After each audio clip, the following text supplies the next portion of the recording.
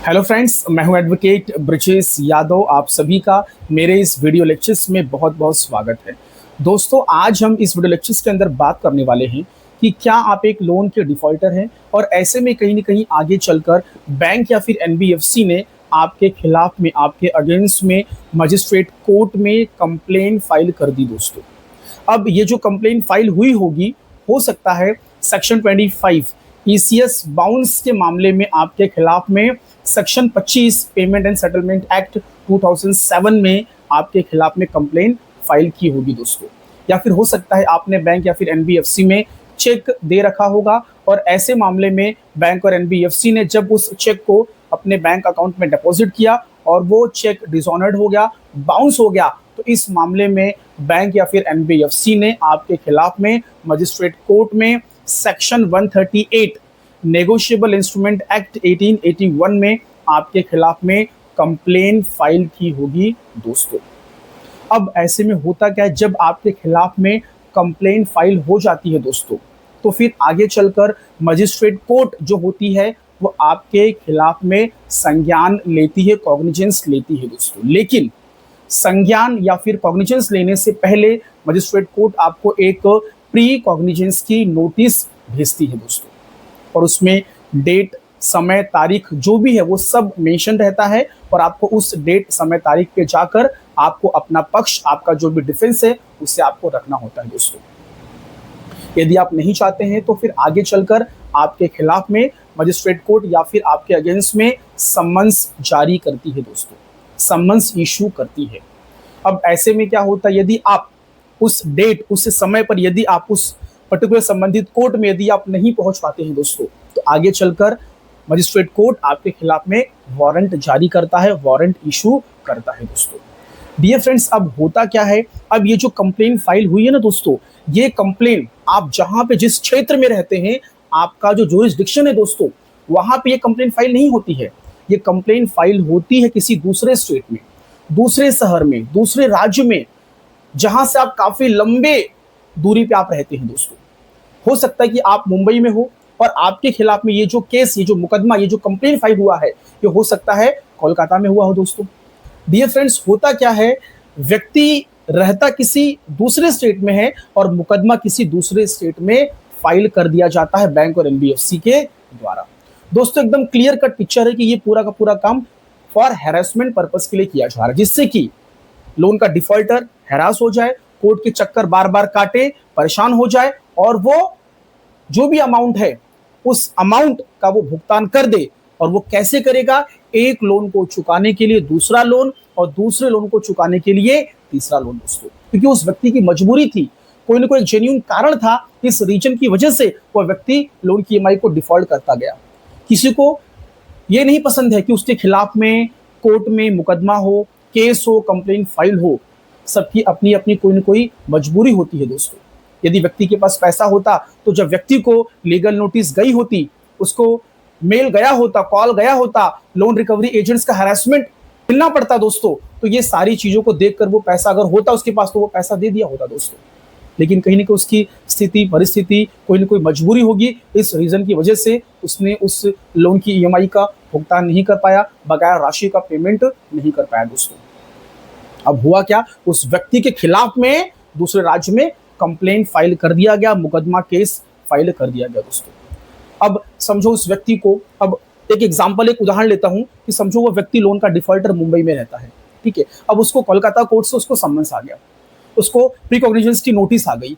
अब ऐसे में उस व्यक्ति के लिए यहां से वहां जाना, यहां से वहां यात्रा करना उसके लिए बहुत डिफिकल्ट होगा दोस्तों।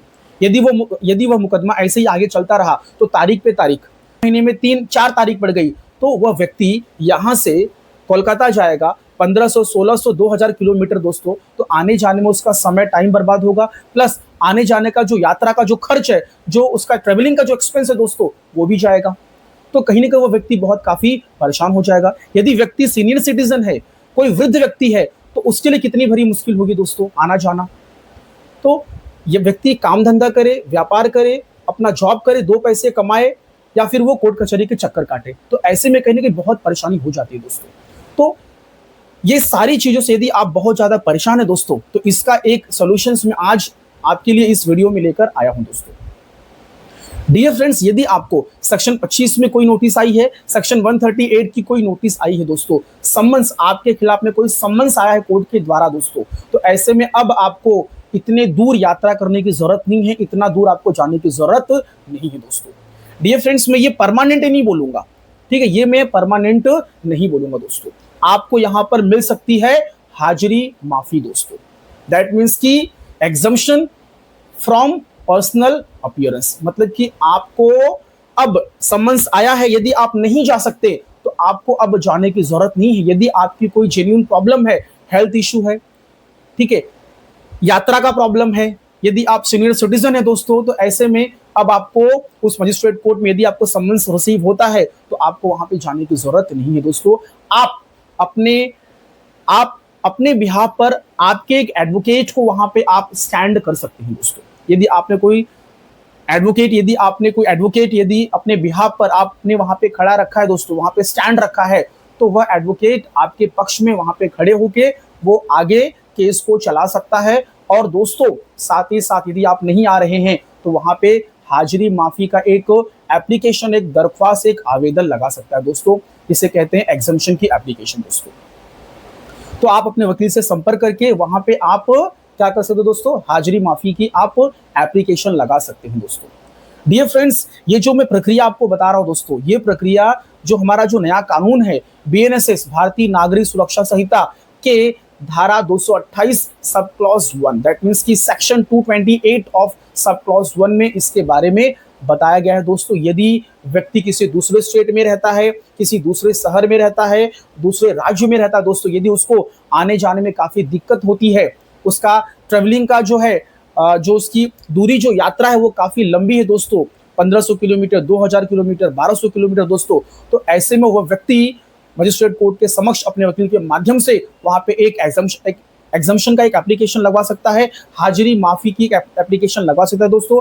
और वो जो भी उसका रीजन, कारण होगा, उसको बताकर अपने केस की जो प्रक्रिया है, जो उसका जो भी मुकदमा है दोस्तों, वो उसको आगे बढ़ा सकता है अपने वकील के माध्यम से दोस्तों। तो अगर कोई प्री कॉग्निजेंस की नोटिस आई है, सम्मन्स आया दोस्तों, तो आप नहीं भी जाएंगे तो कोई दिक्कत नहीं, लेकिन आपको आपके बिहाफ पर एक आपको वहां पे एडवोकेट आपको स्टैंड करना होगा दोस्तों। डियर फ्रेंड्स, एक बात और भी आपको नोट कर लेना है कि जो मामले छोटे मोटे होते हैं, जैसे कि फॉर एग्जांपल ऐसे मामले जो नॉन कॉग्निजेबल हो दोस्तों, असंज्ञेय अपराध, छोटे मोटे मामले, जैसे मैंने आपको बताया ईसीएस बाउंस सेक्शन 25 का, चेक बाउंसिंग का केस सेक्शन 138 एनआई एक्ट का मामला हो गया। ऐसे मामलों में क्या होता है, ये सारे के सारे जो मामले हैं या फिर ये जो अपराध है दोस्तों, ये गंभीर नेचर के अपराध नहीं है, ये छोटे मोटे नॉन हीनियस मैटर है दोस्तों, ठीक है। यहाँ पे यदि मजिस्ट्रेट कोर्ट साहब को ये लगे कि यहाँ पे जो अक्यूज, जो आरोपी है, उसका फिजिकल अपीयरेंस, उसकी शारीरिक जो उपस्थिति है यदि जरूरी नहीं है, उसके बिना भी यदि हम इस कोर्ट की प्रक्रिया को आगे बढ़ा सकते हैं दोस्तों, तो ऐसे मामले में मजिस्ट्रेट कोर्ट साहब आपको हाजिरी माफी, आपकी जो एग्जम्पशन की जो एप्लीकेशन है उसको वो अलाउ कर सकते हैं। और आप बिना जाए, आप अपने ही शहर में रहकर, अपने ही घर में रहकर, आप अपने वकील के माध्यम से आप अपने केस की प्रक्रिया को आप आगे बढ़ा सकते हैं दोस्तों। इस बात को आप नोट करें दोस्तों। सो डियर फ्रेंड्स, आपको यूज करना है बीएनएसएस की धारा 228 सब क्लॉज 1 दोस्तों। डियर फ्रेंड्स, ये जो प्रोविजन, ये जो प्रावधान है, ये पहले भी पुराने कानून में था, CrPC code of criminal procedure, उसके अंदर सेक्शन 205 में ये सेम चीज वहां पे भी थी दोस्तों। तो डियर फ्रेंड्स, यदि आपकी प्रॉब्लम, दिक्कत है, आपको यात्रा करने में आपको दिक्कत है, आप काफी लंबे डिस्टेंस पे आप रहते हैं, ठीक है, कोर्ट किसी दूसरे राज्य में है, तो ऐसे मामले में आप अपने वकील साहब से बात करके आप तारीख, डेट आप ले सकते हैं दोस्तों। तो यदि कभी भविष्य में मजिस्ट्रेट साहब को लगा कि आपकी अपीयरेंस अनिवार्य है, आपकी उपस्थिति अनिवार्य है, तो ऐसे में वो आपके वकील साहब को कह देंगे, तो दोस्तों आप वहां पे जाके अपनी उपस्थिति आप दर्ज करवा सकते हैं। लेकिन इनिशियल, शुरुआती दौर पे दोस्तों, जहां पे आर्गुमेंट, बहस कुछ नहीं हो रहा है, ठीक है, वहां पे ऐसे में आप अपने वकील, अपने एडवोकेट के माध्यम से यदि आपको सम्मन्स आया है, तो आप वहां पे तारीख लेकर अपने केस को आप आगे बढ़ा सकते हैं दोस्तों। क्योंकि ये समरी मामला है दोस्तों, समरी ट्रायल का मामला है, छोटा मोटा, ये बहुत ही एकदम छोटा मोटा ये मामला है दोस्तों, ये कोई गंभीर अपराध नहीं है दोस्तों। इसमें बहुत आसानी से आपके बिना जाए ही आपका मामला आगे बढ़ सकता है दोस्तों। इसमें आपको डरने घबराने की बिल्कुल भी जरूरत नहीं है दोस्तों। डियर फ्रेंड्स, यदि आपके खिलाफ में कोई वारंट इश्यू हो गया है तो ऐसे मामलों में आपका जाना अनिवार्य है दोस्तों। समन्स के केस पे नहीं जाएंगे, आप वकील से बातचीत करके आप बिना जाए भी अपने इस मामले को आप आगे बढ़ा सकते हैं दोस्तों, तारीख ले सकते हैं दोस्तों। सो डियर फ्रेंड्स, यदि आपको इस प्रकार का कोई भी सेक्शन 25 का, सेक्शन 138 का, यदि अन्य किसी और मामले में जो कि गंभीर प्रकृति के नहीं है मामले, ऐसे में यदि आपको कोई भी कोर्ट की नोटिस आती है दोस्तों, तो यदि आप मेरी मदद चाहते हैं तो ऐसे मामले में हम आपकी मदद कर सकते हैं। हमारे एडवोकेट के पैनल हर एक राज्य में, हर एक स्टेट में अवेलेबल हैं। आप हमसे संपर्क करिए, आपको इस मामले में हम आपको सपोर्ट, आपको सहयोग और आपकी हेल्प जरूर करेंगे दोस्तों। सो डियर फ्रेंड्स, मेरा ये लेक्चर यहीं पे समाप्त होता है। आप लोगों ने इतना समय दिया, आप लोगों का बहुत बहुत धन्यवाद दोस्तों। यदि आपको मेरा ये वीडियो अच्छा लगा हो, पसंद आया हो दोस्तों, तो प्लीज़ मेरे इस चैनल को सब्सक्राइब करिए, दोस्तों के साथ में शेयर करिए और साथ ही साथ आप लाइक भी कर दीजिए दोस्तों।